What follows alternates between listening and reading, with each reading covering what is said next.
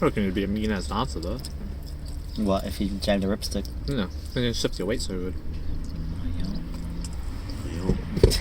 Battle tip 1. Get a ripstick. Get a ripstick for weight transfer. Weight transfer training 101. Step 1. Step 1. 2 words. Ripstick. Was a good 6-pack shortcut vibes. Yeah. What up, everybody? It's Mike Shane, sixpackshortcuts.com. Today, we are gonna do a Step 1. 2 words. Ripstick. Topic of the day.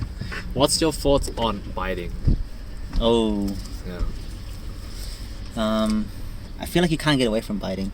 You kind of you get inspired from someone's move, and then you do it your way, how you like can comfortably do it to the point where it looks good on you. Because if you bite someone's move to the like I don't know, to the point that it looks like their move, but then you chuck it on you, it doesn't look as good. But because you didn't change it to suit your body. Yeah, so I think you just can't get away from biting. You just kind of have to use it as inspiration. Have you ever had like any problems with? Have had any like identity issues with biting? You know. I think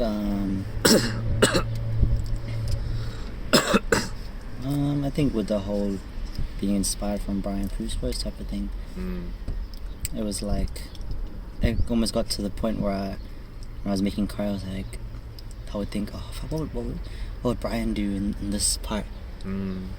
But then it's like it's not a good mindset over time, because I'll always be relying on his reference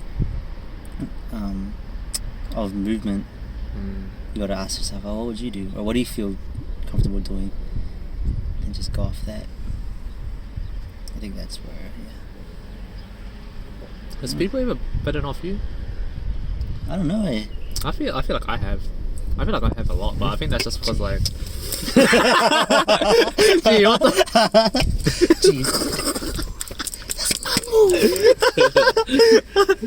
Gee, could you imagine just like, I teach a class and you're like, yo, gee. yeah. That's my move. That is what I'm saying. What if I'm like, I wouldn't got a question? Oh yeah, that's my move, G. Can you get down on the Corey? Yeah. Just mid class, it's like, oh shit.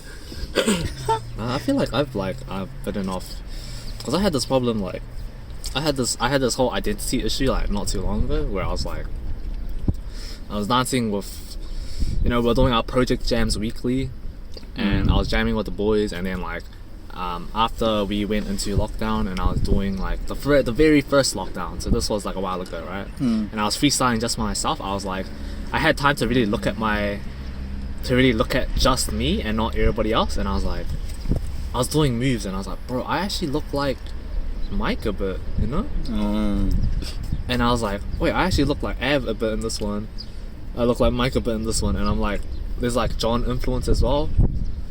And then like even like now when I'm like choreographing, like right now, like a few days ago when I was choreographing and like when I was freestyling, I'm like, gee, I feel like William would do this too, But and then like I had this identity issue where I was like, bro, like who the fuck am I? Like am I just like just biting off everybody? Like where's my fucking sauce and stuff? But then what was it? I had a talk with Mike like after the first lockdown, and he helped me put things into perspective, where he told me something that Josh said. Josh is like leader of project team, and or founder of project team, and like what he said was like, art is meant to be like shared, and it's meant to be like your like biting is like, obviously if you bite someone like move for move identically, that's a bad thing, right?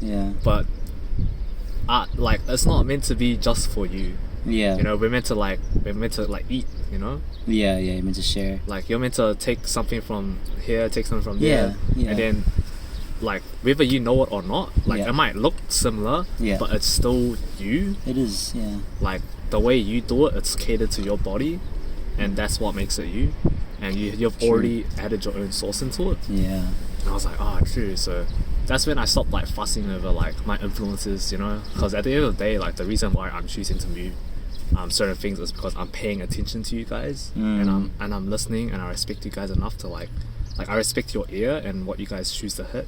Yeah. And then I'm letting that influence me and grow myself. So I'm like, oh yo, it's actually all good. Like, so I don't have like too much of like a big deal with biting anymore. Like I know what's kind of good and what's bad. Yeah. And I feel like if you're new, like you gotta decide that for yourself as well. You know, I think it's okay to look like someone else. And what was it, ages ago I had a talk with like Trevor Takamoto. You had a talk with Trevor. Oh. It's not nice. Light flex. Light flex. Oh, you mean tea? That's the homie.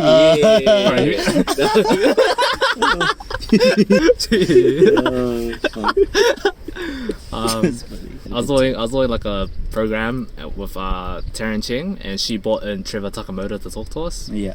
I don't know if I told you. I think I have, but I don't think that one. That one? Okay, sweet. So what Trevor said was like, because he's grown up in that studio environment and like he's learned from so many different teachers, he said that it's actually a problem when students or people are too afraid to look like someone else. Yeah. Like, and he said that it's actually like completely okay to look like someone else. Like, cause what was it? Eventually it'll all just kind of like even out into yourself. Like eventually, like all the influences will even out into like sculpting this version of you. Yeah. So it's okay to look like someone else. And I was like, holy shit, this guy, he's like so original with his style, and like he's like, you know, quite up there in the game. He's saying that it's okay to just like, you know, just to let go of that ego and just be like, yo, it's okay. Like, there's no problem with just looking like someone else. I guess if you didn't ask for it, it like naturally happened, like because of your environment. Like, yeah, it's all good. Like, because that's just what you have been around for when you're trying to become a dancer, or while you're dancing, you're around a certain type of people. I think it's obvious you're gonna look like them. So, yeah, you can't take it as a bad thing. Use it as a positive thing. Step 1. 2 words, grip stick.